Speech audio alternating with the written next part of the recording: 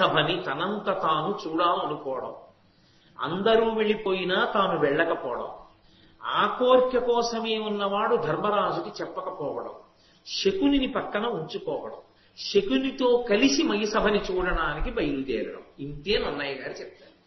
ఇవన్నీ నన్నయ్య గారు చెప్పరు. కానీ కవి హృదయాన్ని మీరు పట్టుకోవడమే భారతాన్ని చదువుకోవడం. కథ చదువుకోవడానికి భారతం కాదు.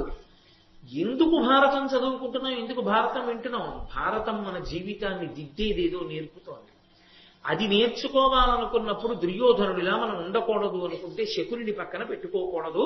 అంతటి అహంకారం పనికిరాదు. ఈ విషయాన్ని తేటతెల్లం చేస్తుంది. ఒక్క వాక్యంతో దుర్యోధనుడు ఎటువంటి వాడో చెప్పక చెప్పారు అన్నయ్య. అది ఆయన ప్రజ్ఞ. అటువంటి మహానుభావుడు ఆ దుర్యోధనుడు బయలుదేరినటువంటి వాడై ఆ మయసభ ప్రాంగణంలోకి ప్రవేశించాడు. ప్రవేశించి ఆ మయసభనంతటినీ చూస్తున్నాడు. దాని నిరిగి ధర్మతనయుణ్ణి అడిగి ఉంటే ఎవరినైనా పంపేవాడు. కానీ ఆయనంతట ఆయనే వెళ్ళాడు. మూసివేసినటువంటి ద్వారం ఒకటి ఉంది అక్కడ. కానీ అది మయుని యొక్క సభా నిర్మాణ వైచిత్రి. అక్కడ తలుపులు తెరిచి ఉన్నట్లు కనపడింది. తలుపులు తెరిచి ఉన్నాయనుకుని లోపలికి వెళ్ళిపోయాడు. అలా ఉంటుందా అండి అని మీరు అంటారేమో. నా జీవితంలో నేనే చూసా ప్రత్యక్షంగా ఒక సందర్భాన్ని. గాజు తలుపులు పెట్టున్నాయి. ఒక పెద్ద ఆయన లోపల నుంచి కనపడుతోంది. బయట కరెంటు పోయింది. లోపల ఏదో ఇన్వర్టర్ మీద లైట్లు వెలుగుతున్నాయి. ఆయన గబగబా వచ్చాడు. పాపం ఆ చీకట్లో ఆ కంగారులో ఆయనకి తలుపు తీసుంది, లోపలికి వెళ్ళిపోవచ్చు అనుకున్నాడు. అద్దంలోంచి అంత స్పష్టంగా కనపడుతుంటే గబగబా వెళ్ళబోయాడు. ఆ అద్దాలు గుద్దుకుని ఆ తలకి తగిలి నెత్తురు కారి ఆ గాజు పెంకుల్లోనే పడిపోయి ఆయన స్పృహ తప్పాడు. ఎంతో నెత్తురుపోయింది. నాకే తెలుసు జీవితంలో అటువంటి సందర్భం ఒకటి. మనమే అంత పొరపాటు పడుతుంటాం కదా. అందుకే కదా ఒక్కొక్కసారి తలుపు ముందుకు తొయ్యాలా వెనక్కి తొయ్యాలా అన్నది కూడా అనుమానం ఉంటుంది. పుల్లు పుష్షు అని రాస్తుంటారు. ఆ పుల్లు పుష్షుకి అర్థం తెలియకపోతే పుల్కి పుష్ చేసినా పుష్కి పుల్ చేసినా ప్రమాదమే. కాబట్టి మయసభ అలా నిర్మాణం చేశాడు. మనమే ఇవాళ అద్దాల గదులు కట్టుకోగలిగితే మయసభ ఆయన అలా నిర్మాణం చేశాడంటే పెద్ద విచిత్రం ఏముందండి. కాబట్టి దారి ఉండి వెళ్ళిపోవచ్చు అనుకుని దుర్యోధనుడు గబగబా వెళ్ళిపోయాడు. కానీ దారి లేదు, మూసివేయబడి ఉంది. ఆ తలకి కొట్టుకుంది. కొట్టుకోవడం అంటే తల బొప్పి కట్టి కొద్దిగా నెత్తురోడింది. ఆయనకి తనకి దెబ్బ తగిలిందని బాధ కాదు, రెండు బాధలు ఉన్నాయి. నేను కూడా పొరపాటు పడగలిగినంత ప్రజ్ఞతో ఈ సభ నిర్మింపబడింది. రెండు, ధర్మరాజు సభ నన్ను కొట్టింది. ఎవరూ చూడలేదు కదా, అదొకటి. ఇప్పుడు ఎవరు చూడలేదు, అయిపోయింది అక్కడికి. అలా ముందుకెళ్ళాడు. నేను మొట్టమొదటి రోజు మీతో మనవి చేశా కదా, ఇంద్రనీలమణులతో నీరు సృష్టించాడు ఆయన ఆ కాంతి చేత. అది నీటి మడుగు అనుకున్నాడు. అనుకుని అందులో కాలు పెడితే కాలు బట్ట తడిసిపోతాయనుకుని పంచె పైకెత్తి పట్టుకుని జాగ్రత్తగా దిగాడు. అది సరోవరం కాదు. అరే ఎవ్వరూ లేరు కదా ఇక్కడ అనుకున్నాడు. మళ్ళీ ఇబ్బంది పడ్డాడు కదూ, మళ్ళీ బాధపడ్డాడు. ఇంకొంచెం ముందుకెళ్ళాడు. పక్కనే ఉన్నాడు శకుని, చూస్తున్నాడు. ఇంకొంచెం ముందుకెళ్ళాడు. స్ఫటికమణిల కాంతులు నీటిని కప్పేసాయి. అందుకని నీరు లేదనుకున్నాడు. అనుకుని గబగబా నడిచాడు. అది నీటి మడుగు. అందులో పడిపోయాడు. అందులో పడిపోయినప్పుడు ఆ బట్టలు తడిసిపోతే, తెలుగు భారతం ప్రకారంగా అయితే పాండవులు ద్రౌపదీదేవి కూడా ఆ పక్కన ఎక్కడో ఉన్నారు. వాళ్ళు చూశారు ఈ సందర్భాన్ని. దుర్యోధనుడు మయసభ చూస్తున్నాడు అనుకుని వాళ్ళు ఉండొచ్చు, వాళ్ళ సమయానికి వచ్చి ఉండి ఉండవచ్చు. ఈయన పడిపోయి బట్టలు తడుపుకున్న సందర్భాన్ని చూశారు. వాళ్ళు చూసి నవ్వారనే ఉంది.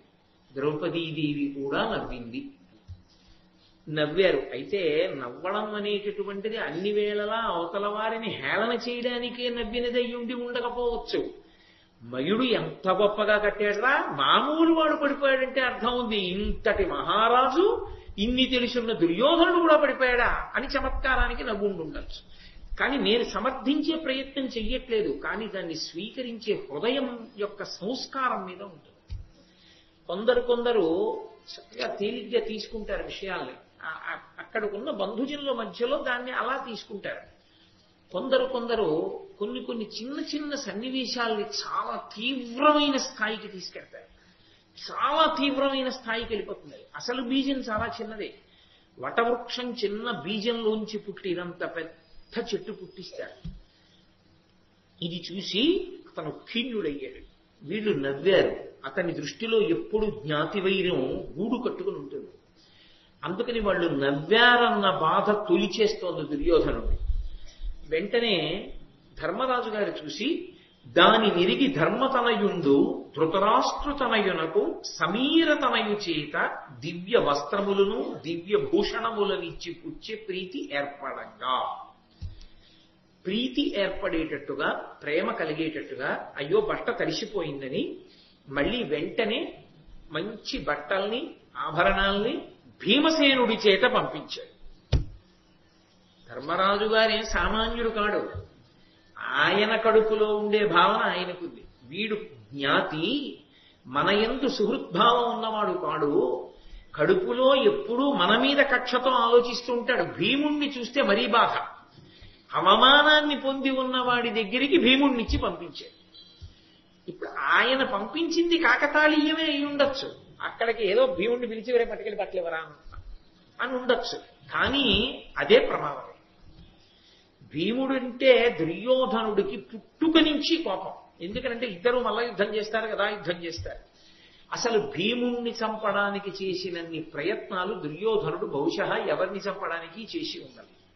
ఒక్క భీముణ్ణి చంపాలని అన్ని ప్రయత్నాలు చేశాడు. అటువంటి భీమసేనుడు బట్టలు పట్టుకుని ఆభరణాలు పట్టుకుని దుర్యోధనుడి దగ్గరికి వస్తే అసలే అవమానపడున్నాడు. దాని మీద తెచ్చిన వాడు భీమసేనుడు. బట్టలు పుచ్చుకోవడం, ఆభరణాలు పుచ్చుకోవడం పైకి పుచ్చుకుని ఉండొచ్చు. కానీ ఈ పుచ్చుకుని ఉండడమే తాను అసూయ పెంచింది. ఎక్కడ పెట్టాడు ధర్మరాజు గారు తీసుకెళ్లి రాజసూయ మహాయాగంలో తనకి వచ్చిన కానుకలన్నీ పుచ్చుకోమని పెట్టాడు. వచ్చిన మహారాజులందరూ ఇచ్చిన కానుకలన్నీ ధర్మరాజు కొనుక్కుని పుచ్చుకున్నాడు. ధర్మరాజుకి ఇంత వైభవాన్ని ఏడుపు.